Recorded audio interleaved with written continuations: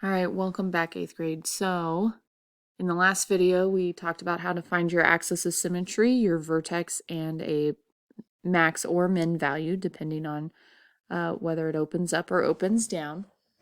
In this video, we're going to talk about how do we graph using this information.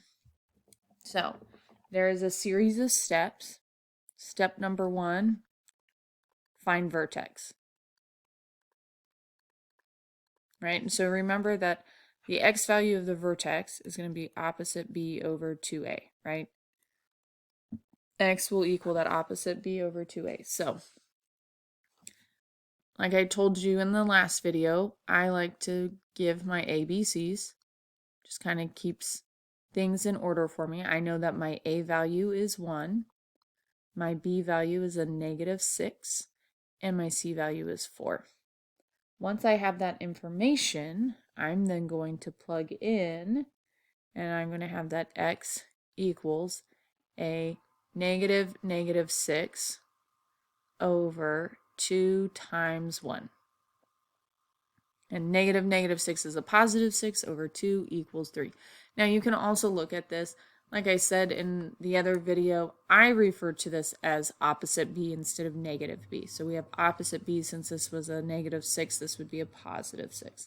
So right now I know for my axis of symmetry, I am at x equals 3. That's my line. So I can go where x is 3 and draw my vertical axis of symmetry, because I know that this is where my parabola will fold over on itself. Now remember, once we find that x value, to find our y value of our vertex, because that's our goal, is to find this vertex, and we've already found the fact that the x value is 3. To find my y value, I'm going to plug in. So I'm going to have y equals 3 squared minus 6 times 3 plus 4. So 3 squared is 9, minus 18 plus 4. 9 minus 18 is a -9 plus 4, and -9 plus 4 equals -5. And so that's going to be my y value, is -5. So I'm going to go for my vertex to 3. So we're here at 3, -5, and I'm going to put my point there. Now, once I find my vertex, step number 2 is your y-intercept. And remember, your y-intercept is c. So y-intercept is 0, our c value. So our c in this case is 4. So my y-intercept is going to be 0, 4. And so then I'm going to graph that. I'm going to go 0, 4. Now, when I go for my third step, because I want 3 points, because 2 points makes a line. I need to figure out where this curve is going. I just need to find one more point. And I do that by picking my own x.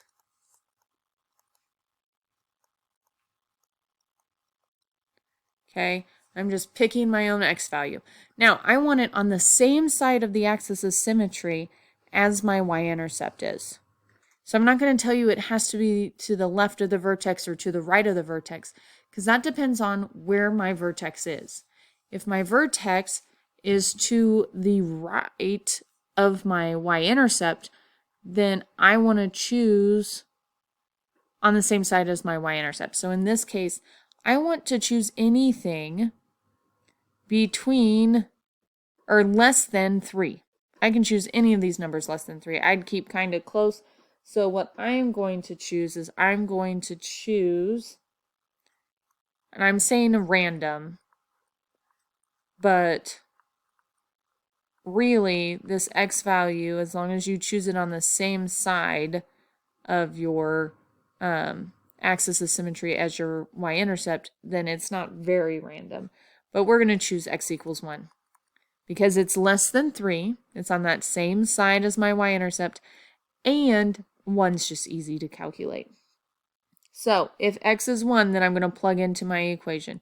So y will equal 1 squared minus 6x plus 4. Oops, I said 6x, but I need to replace that with my 1. So negative 6 times 1.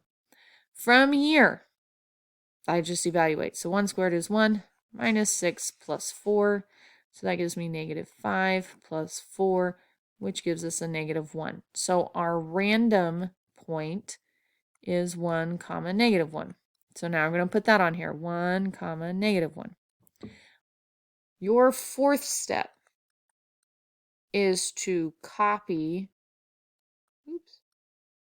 over the y-intercept and the random point.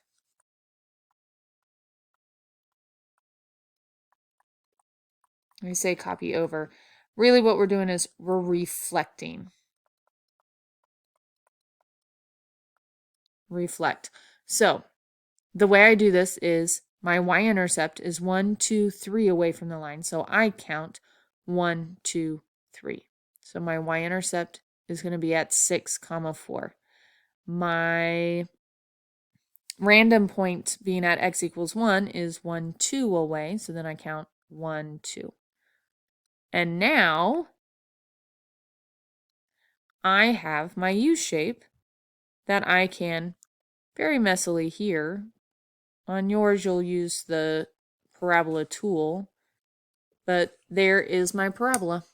And now I've created a parabola. So we use that opposite b over 2a to find the x value of our vertex.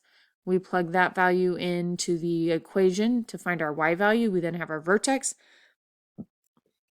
We then find our y-intercept. Our y-intercept is whatever our c value is. So it'll be 0, comma that c value. And then I just pick a random x value on the same side of the axis of symmetry as my y-intercept. Sorry, I lost the words I wanted. And then I didn't write it.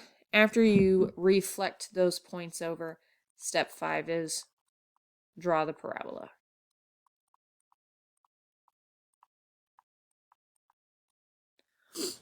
But those are your 5 steps. The first 3 help you find your points that you need to reflect over. All right. Last example.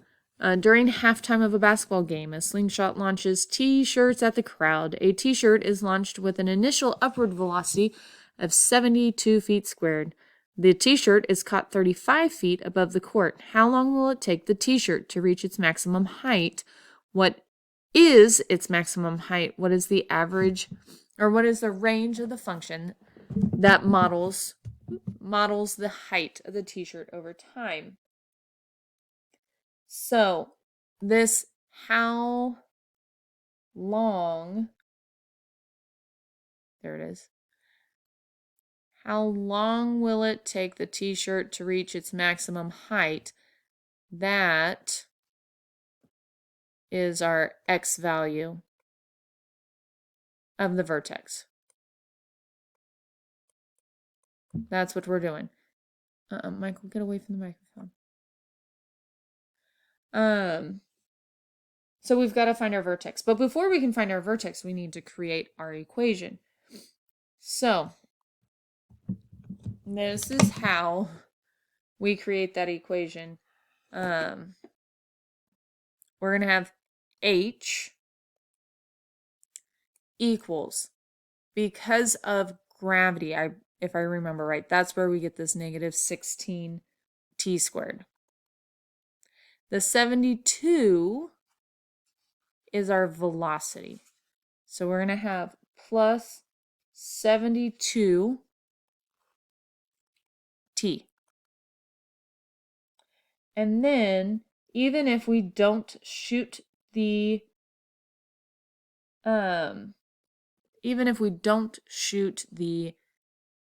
T-shirt, the slingshot, we are starting at a height of 5 feet.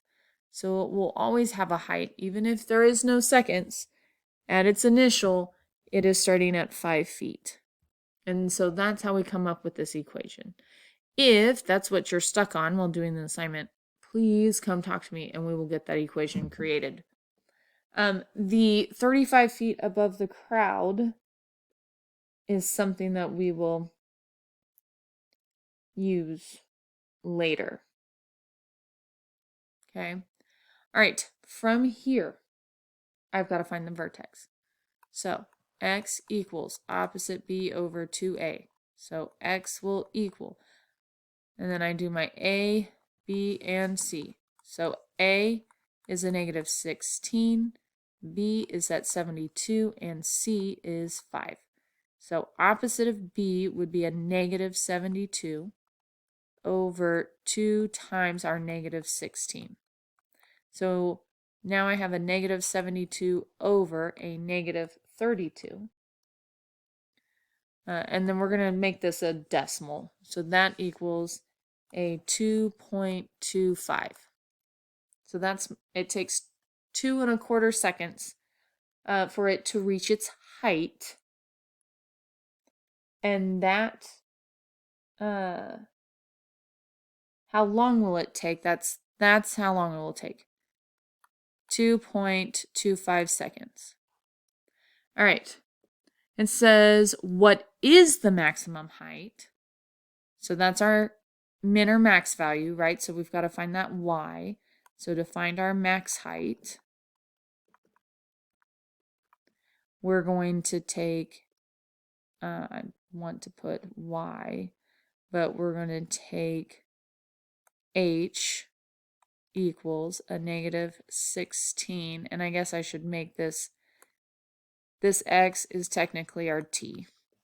All right, so h equals 2.25 squared plus 72 times 2.25 plus 5.